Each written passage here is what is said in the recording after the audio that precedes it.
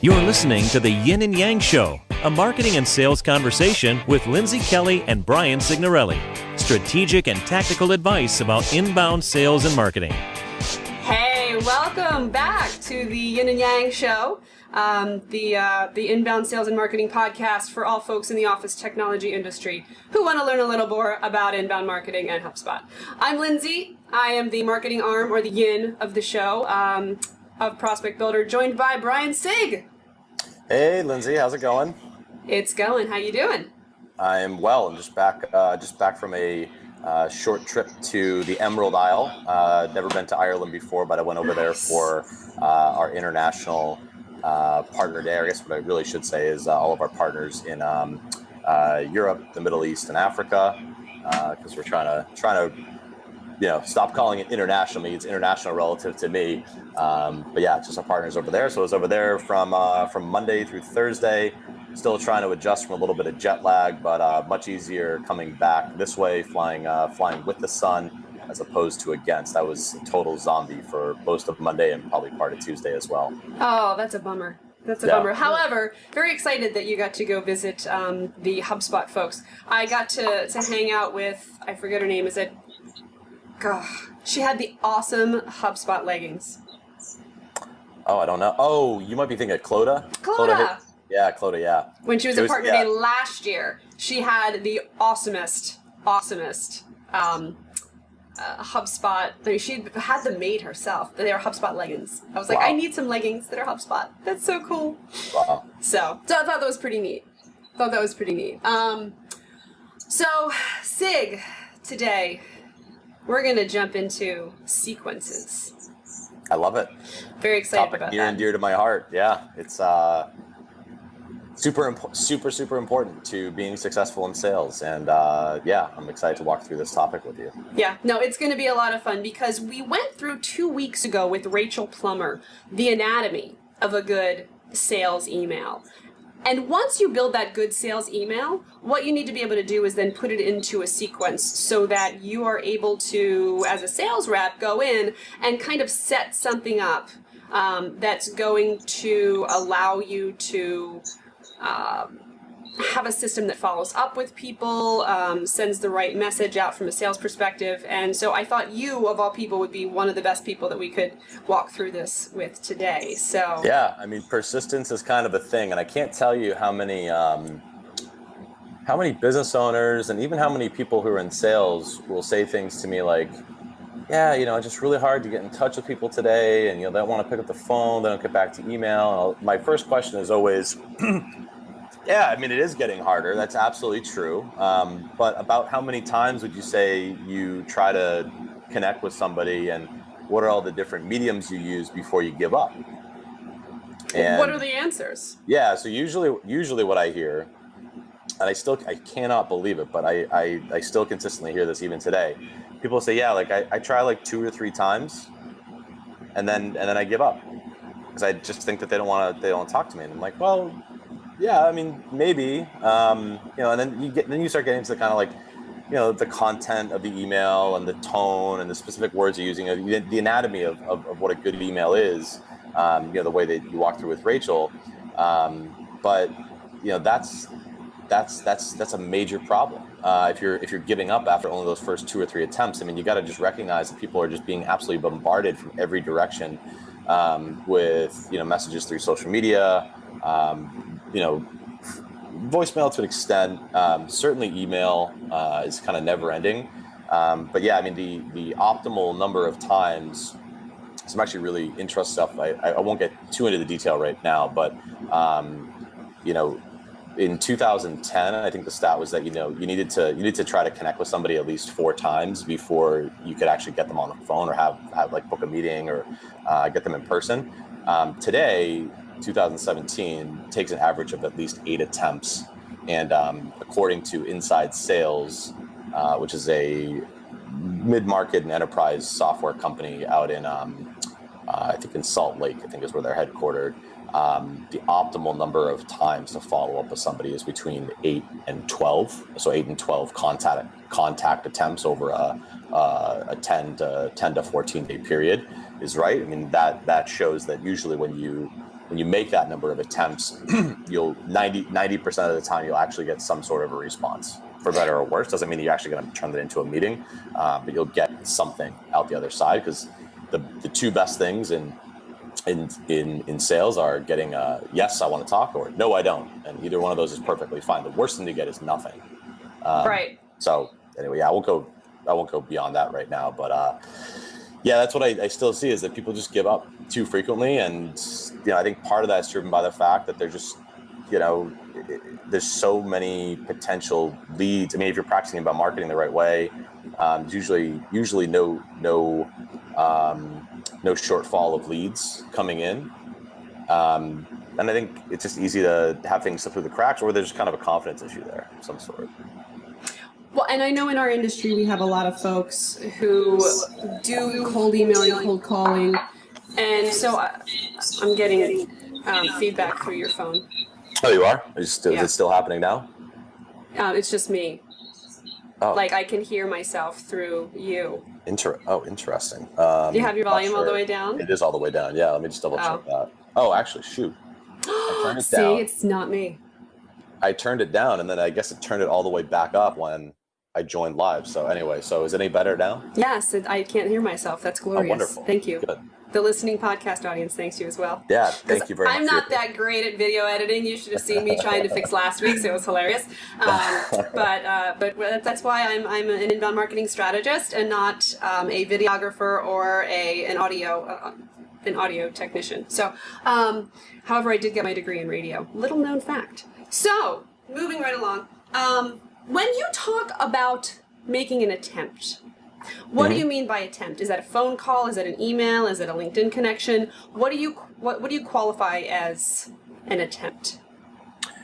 It's any of those, basically. Okay.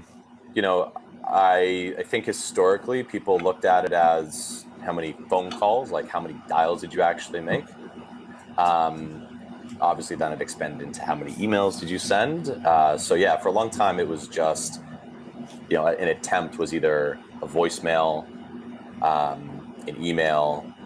I think now it's expanded into, at a minimum, into attempting to connect with somebody or engage with somebody through LinkedIn, through Twitter, less often through Facebook, though I am starting to see some of that happening. Yes. Yes. So it's interesting. And then I think it's starting to happen. I mean, it's certainly happening in the B2C world, and usually the B2B world is anywhere from 5 to 10 years behind what B2C does. Maybe I'm being a little bit short-sighted there. Maybe it's a little bit quicker than that. I'd love to think it's quicker, but I'm not really confident that it is. Is SMS and text messaging. Yeah. I think is another one you're going to see a lot more of. I mean, almost all the B2C apps, or all the, I guess I am the C in that equation, but most of the applications I use on my iPhone, I use this app called Wag for my dog to take, so she can get walks when I'm not home, or I'm kind of in a pinch and I can't get back to let her out. I'll use Wag, and I get text messages from Wag all the time, like walk just started, or Dixie hasn't been walked in a while, or so on. So they're nurturing me via text message, and it actually works wonderfully. I can respond right back to that and say, oh yeah, hey, I forgot to schedule this. Can you schedule something for me? And is it a person that shows up and walks the dog? Yeah, this is a real person that shows up and walks a dog. Yeah, so it's kind of like Uber for dogs. That's awesome. Yeah, it's really interesting. Yeah, and I'm not sure how many cities they're in. I mean, obviously they're in Boston, but yeah, it's a pretty cool service. That's awesome. Yeah. That is awesome. If I didn't work from home and I didn't have my dog in the she shed with me most of the time, I would definitely use that. That's actually something to consider when I travel. And you know what I mean? And the poor dog is, crossing her legs until my husband can get home to let her out. Yeah.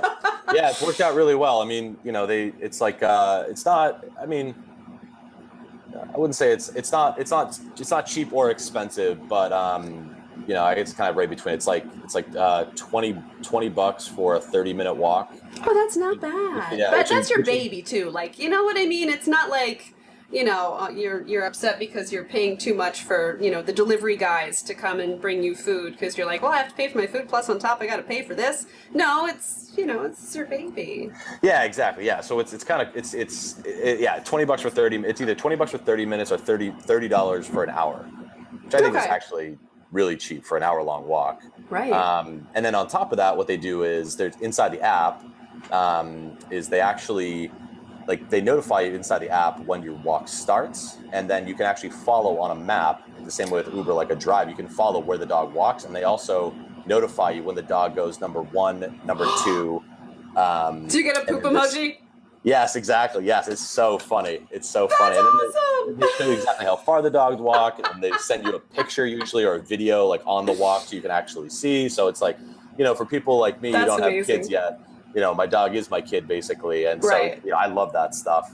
I'll have to send you a picture because they do these. They take these pictures when the walk is over, and then you can overlay a meme on top of it. So they definitely are tugging on the heartstrings of dog lovers. But anyway, yeah. So all that to say, I think we're already seeing it a bit. Like for example, Twilio is the big company in this space right now that is powering they're the company that is doing a lot of the underlying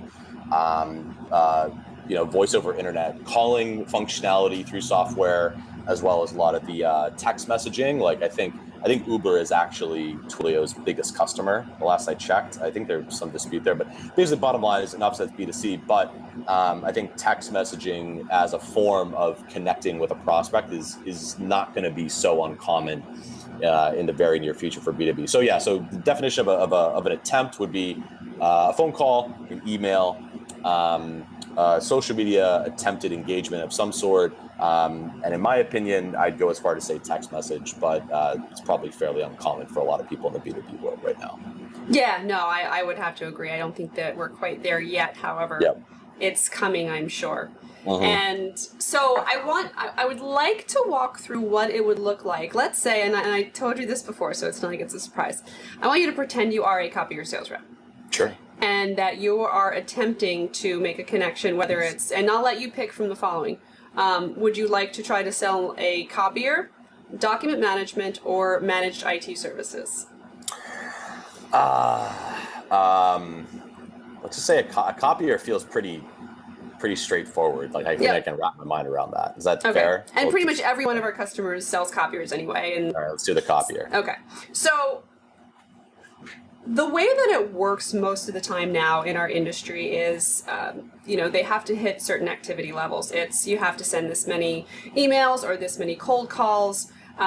There's very little activity when it comes to, LinkedIn or anything like that. I think that that's a need in our space to start saying, well, how many connections did you make on LinkedIn? We ask our sales rep all the time, how many LinkedIn connections did you make? That is a big piece of him and connecting and making it more one-on-one.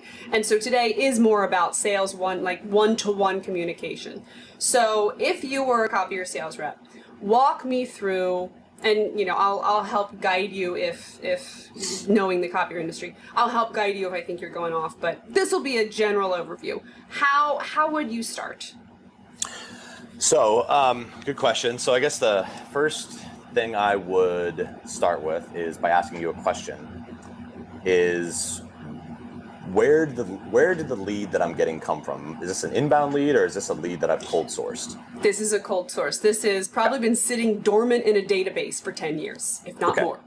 So if I'm cold sourcing, and I think there's an important distinction here, and I've actually just been rereading the book by Aaron Ross called Predictable Revenue, which is the story of how Salesforce went from 0 to 100 million in recurring revenue run rate. So if it's cold, I really like the predictable revenue suggestion. I don't love how they talk about buying lists and how to stay CAN-SPAM compliant and kind of just buying and buying and buying. And on top of that, you got to remember too that that the context for that is for an enterprise sale. But I do really like the idea that when you're cold calling or cold outreaching, that you start the conversation by asking for a referral. because oftentimes it's difficult to know which person it actually makes buying decisions. Now, so I guess the other question I'd have for you too is, if I'm reaching out to this person cold, would you say I'm like 50% confident the person I'm reaching out to is the decision maker? Yes. Am I 90% certain? So I'm 50% certain that they're the decision maker? If not more. Okay. So if I'm 50%, I'm still probably gonna ask for a referral, because even if they are the right person, they could theoretically write back and say, oh, I'm the person that talks to about managing our office equipment and buying copiers and so on and so forth. And at that point, you've got the conversation started a little bit. And worst case, if they're not the actual decision maker, or they're not the person that kind of leads that process, then there's a chance that they will refer you in. The reason I think that asking for a referral works pretty well is that you're basically giving somebody an out right away, where like they don't have to actually engage with you. All they have to do is pass it on to somebody else. And so the idea is to make it so simple for somebody to engage with you that you're increasing the likelihood that that's going to happen. Now, in general, you'd probably be lucky to get a 5 to 10% response rate. So at that point, it really does become about the numbers. But that's probably the first place that I'd start. If I have only about a 50% confidence that this person is the absolute right person to reach out to, and if I'm reaching out cold to this person, that would be the first step. And that's a phone call, right? Yeah, it could. I mean, there's different schools of thought on this. Like, some people say that you should, start with email and go really wide with email, like get, 50 or so emails out, in a day, and then determine who you're going to call based on things like who opened the email or who responded back to the email. Other people say that you've got to lead with the phone, that the only way that any sale ever happens or even started is over the phone. So yeah, I mean, I could make an argument either way on it. As a sales manager, I want to say start with the phone, but also kind of reconciling, manager versus working on the front line. I'm tempted to lean in the direction of starting with email. Okay. Because I ask because you're right, there are different schools of thought. So when we're building, and this is all just so our listening audience and viewing audience knows, this is all sort of going to be based around the premise of the HubSpot Sales Pro, the license that you can get through HubSpot, and it allows you to set up sequences and task reminders, and it's automated. But it's a one-to-one automation, which is what I like about it. So, okay, so, depending upon your preference, you could, like Rachel was like, I'll call first. I call and leave a voicemail, and then I follow up with an email. And I say I'm going to follow up with an email. That way in the voicemail, they can go in and see, oh, well, there's that person. So you've got, it's whatever is the most comfortable for you as a sales rep, I think. I think it depends on the culture. I mean, if you're really focused on, and I know that there are businesses that believe in this and still think it should be done this way.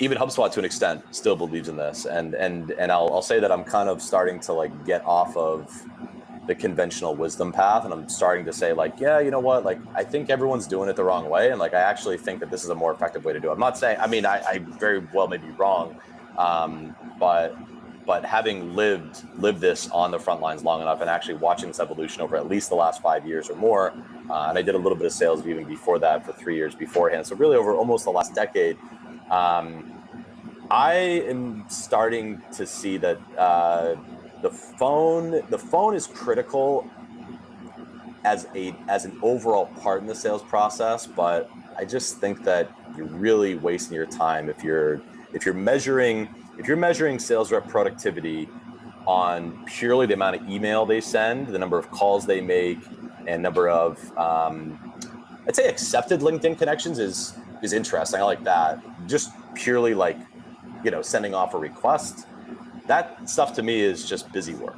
It has to be a meaningful one. And we have Larry that was on with us a few episodes ago when I was in Orlando. That's something that there's an art to that. There is a specific strategy that he has in place to connect to people meaningfully, so that it's not just a hit send, request connection, hit send. It doesn't work. That's not going to work. Right. I think the other part of that too is, I mean, you know, and again, I hate to focus on this too much, but I am coming hot off of reading Predictable Revenue. And yeah, I mean, I think that there's one point in there that, you know, these are just things that you kind of forget along the way, but they just make so much sense when you read them again, is that, you know, anybody who is an account executive and who is paid to actually be in a closing role specifically, I would be willing to bet at least my pinky and ring finger on my left hand. I'd be willing to bet those two fingers that any account exec who's in a closing role and has been in a closing role for at least 2 years or more despises prospecting. They see it as busy work, and they're typically not very good at it. They are good at actually working a sale through once someone has actually been sort of qualified a little bit, or some sort of like engagement's been set up, so on and so forth. And of course, that gets into the whole premise around how to divide like a market response team versus a BDR team, and then, you know, having a closing role versus a farming role, and that's kind of the Predictable Revenue playbook. I'm not saying that we're not going to go into that, but yeah, I mean, I think that I think people really should be focused more on how many qualified opportunities are you booking, either on a daily basis, depending on. Yeah. No. Stop. Yeah. Qualified. Right. Not right. BS stuff.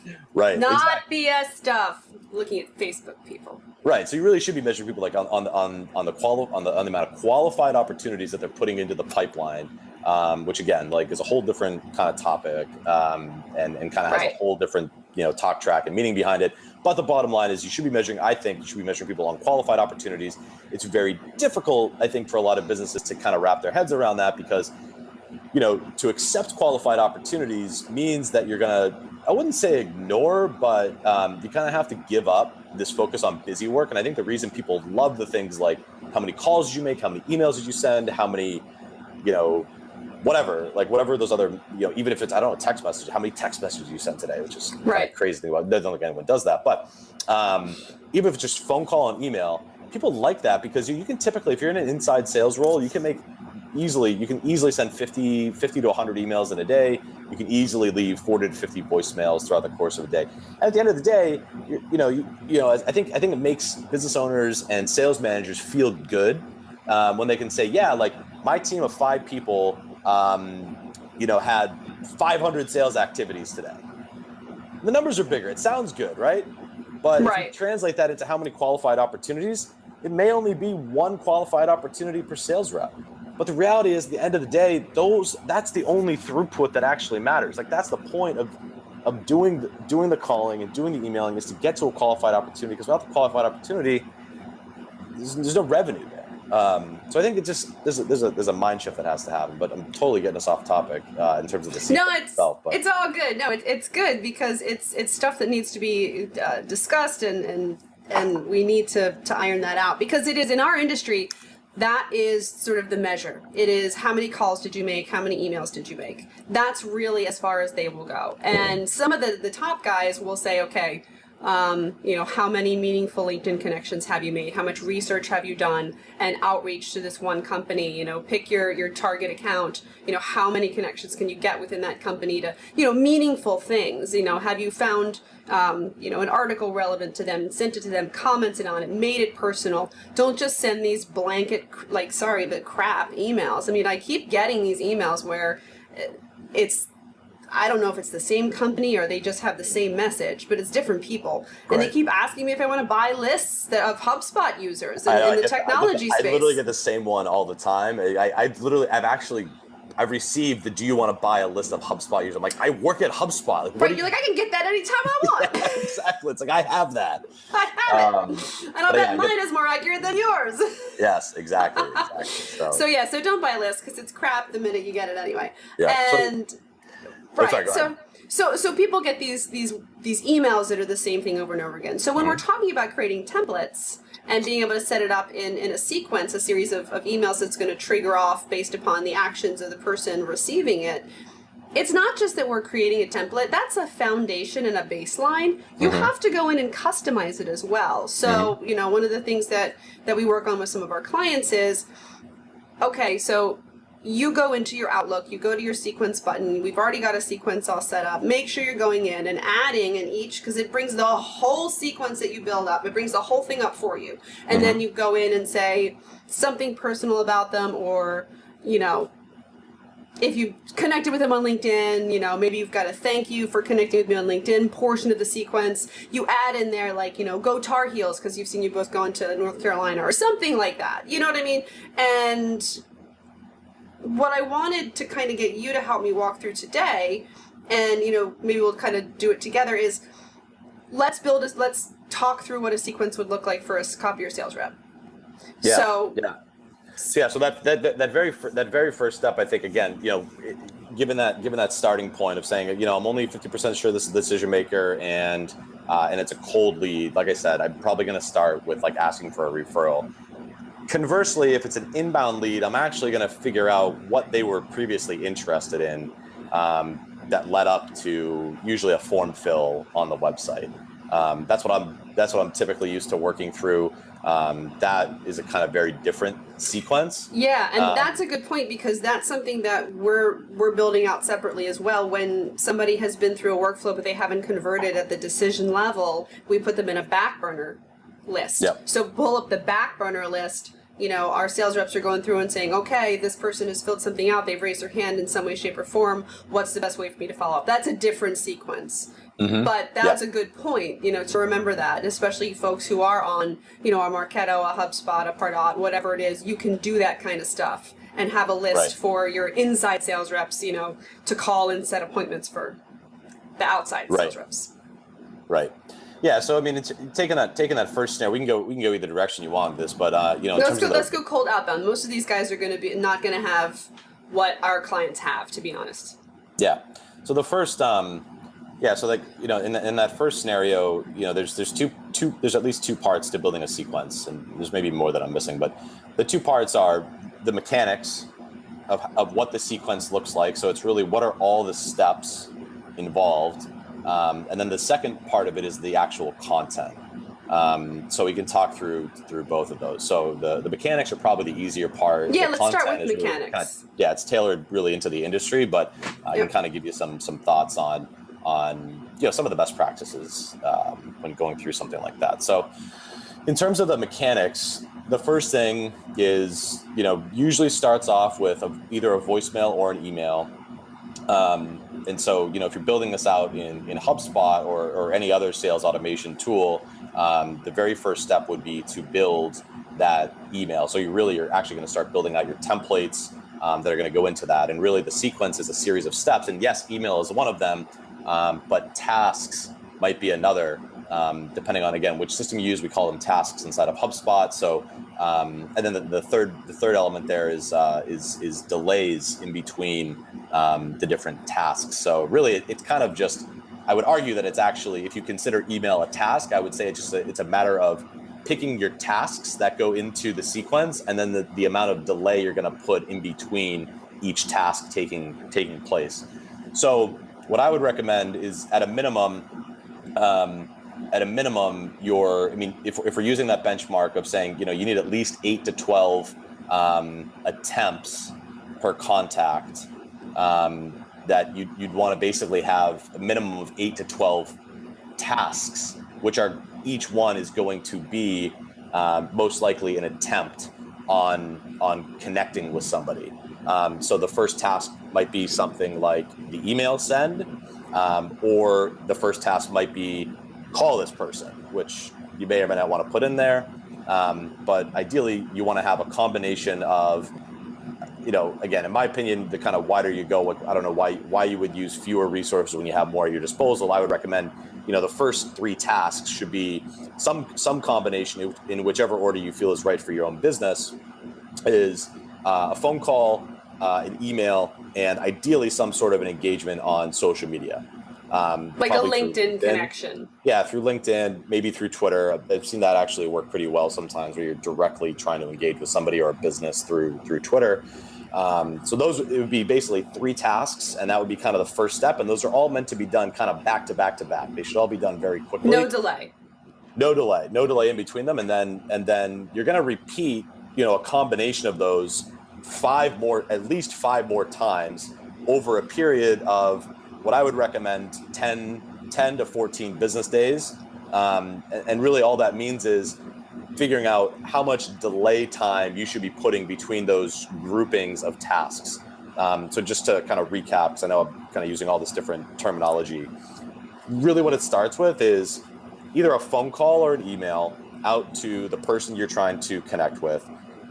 You want to ideally complete those steps as close together as possible. And that's a kind of psychological thing where if someone's hearing the same thing, then seeing the same thing, and it's happening in a very short period of time, that tends to drive a higher connect rate, meaning you're actually connecting with a person as opposed to, sending an email at 9 o'clock in the morning and then a phone call at 6 o'clock at night. Like, they're so spread apart that the person might not even realize the same person, which I've definitely seen happen.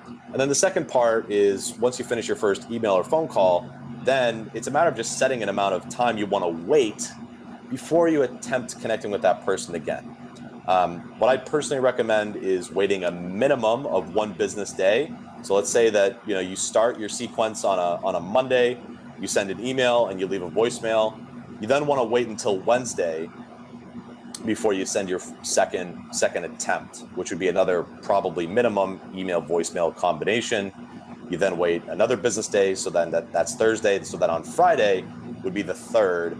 And so if you kind of continue on that series, then really what you're doing is you're starting the sequence on a Monday of week 1 and ending the sequence on a Thursday of week 2, which basically means over the course of 2 weeks, you have, assuming at a minimum you have an email and a voicemail as a part of every single step in the sequence.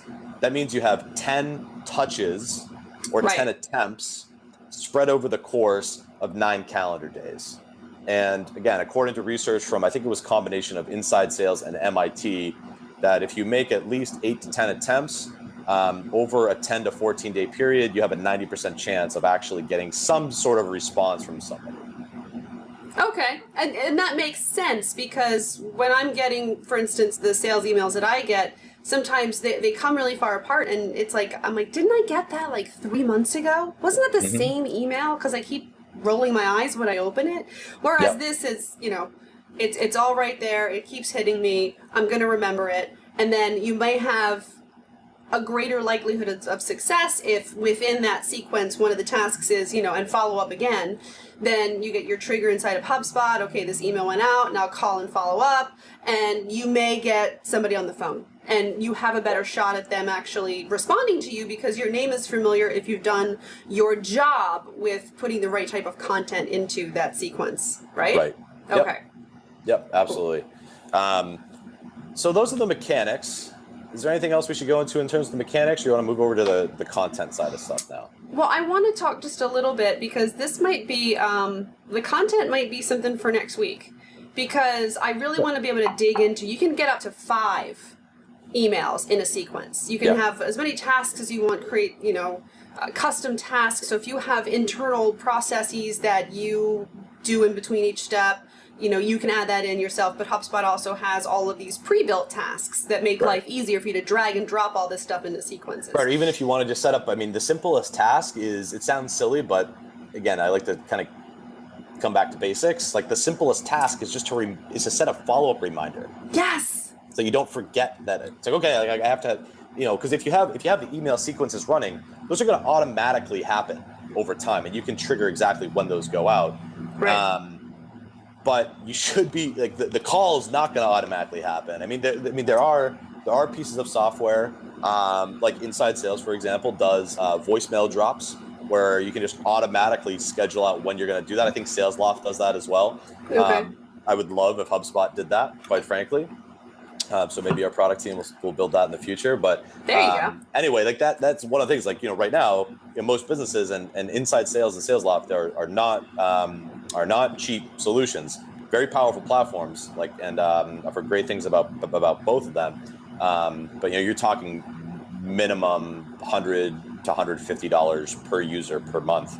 Oh wow, that's solutions. Yeah, so it's like more like in the enterprisey, like Salesforce level type pricing in general. Again, I think there's a lot of value there. I think it's absolutely probably priced the right way, but it is for a certain type of buyer. But the reality is that prices a lot of businesses out, especially small and mid-sized businesses, prices them out of using technology like that. So if you don't have technology that does voicemail drop for you, don't forget to set a follow-up reminder so that you're actually making your calls. And you can even, or even setting up something as simple as, thing I loved to do when I was a rep was I would be neurotic about setting the next activity date on the contact record, and then I would set up a view inside of my CRM, and so I would come in, and every morning I would pull up my list, and the list was called basically leads that need follow-up today. And the way I set the filter was it said, if next follow-up date is less than or equal to today, meaning if I should have done it yesterday or it's equal to today, you have to call this person. And I would sit there and I would work through my list until that list was zeroed out for the day. And that was basically my own permission to go home, short of obviously any calls I had made or deals I had to work through or whatever else. But that was kind of my easiest measure to say, okay, like there's 30 people on this list. I have to do my second, third, fourth, fifth round of follow-up with every single one of them. And I would just work through that until I was zeroed out. But now you don't have to do something like that, because inside of the HubSpot CRM and the Sales Pro version, you actually, and we see it, we've got a rep using it right now, basically just for tasks and reminders. And you can go in and as a sales manager or a sales director or even an owner, and you can see all of the activity of these guys. And wouldn't it be much easier for somebody to set something up one time and not have to set it again? So if you've got your sales rep Sam, and he walks in and he goes through and he sets up 20 sequences in one day, because you want to take your time, again, personalize it, and that's Monday. And he's got all of his tasks in there. Then he moves to, next day he comes in Tuesday, he sets up 20 more. But he also has task reminders from things that he set up last week. So again, it automatically puts it into an easy to follow, both for the sales rep and for the sales director, because if somebody is not holding up their end of the bargain, you can hold them accountable and say, you're not following up on these tasks. Like, you're not checking them off. So maybe it's more of a matter of they're just not checking it off. No, that was one of my favorite. That was one of my favorite reports to look at as a manager, and even as a rep, I loved looking at this because it was kind of like it was a badge of honor in some ways. So there's two things I'd looked at. Was basically, as a manager, I'd looked at basically the equivalent of like activities past due, and so I'd be able to look rep by rep how many reps had anything that was overdue in terms of follow-up, and then it would also show the quantity of how many overdue tasks they had not completed. And so I could basically see like who's letting things slip through the cracks and who's not. Right. That was one. And then the second thing I loved looking at too, and this is more the badge of honor as a rep that I loved, was a metric called average number of attempts per lead. And again, it comes back to that first thing we talked about, which is how many times on average are your reps actually reaching out to your leads or your contacts in the database. Again, you'd be shocked to see that so many reps only follow up 2-3 times. Ideally, you want to see that number at a minimum at 5 or higher for every single one of your sales reps. Otherwise, you're not gonna build pipeline. You are not gonna get through to people. I know it might sound obnoxious, but there is, and maybe there's something we'll talk about next week, like you mentioned, Lindsay, there is a right and a wrong way to do cold outreach that will elicit some sort of response and start a conversation. And there is a right and a wrong way to do outreach to an inbound prospect as well. Someone who's kind of proactively raising their hand and saying, yeah, like I'm kind of interested, like maybe not in the sales bit right now, but I'm kind of in, my research stage and kind of trying to figure out whether or not I kind of solve something here. Anyway, really, really important. Don't forget to track everything you're doing along the way. Otherwise, you can't track it. Some people say if you can't track it, it doesn't exist. This is true. And maybe next week, what I'll try to prepare for everyone so you guys can listen or watch and follow along is I'll do some kind of loose email templates and sequences, and I'll shoot them to you so you can look at them and tell me how horrible they are first. Because I don't sell. I've been told my whole career, you should get in sales. And I'm like, no. So we'll do that next week, and then I'll be able to drive through and show our portal and build that out. And I'll pick a client to do it for, and they'll just be like, hey, guys, look at what I built. Here you go. Sounds good. On a silver platter. So I think that was really valuable. That was kind of the mechanics behind, how it works and really like what to think about as a sales leader today to track and measure the activities of your sales reps and what more you can get out of it to actually get better results. Because times have just changed. So awesome. Times they are a-changin'. Times they are a-changin'. All right, Mr. Sig. Well, as always, you can find Brian at Inbound Seller. You can find me at LV Kelly. And folks, until next time, keep the conversation going. Yeah, keep talking. You've been listening to the Yin and Yang Show, a marketing and sales conversation with Lindsay Kelly and Brian Signorelli. Join us online at yinandyang.fm.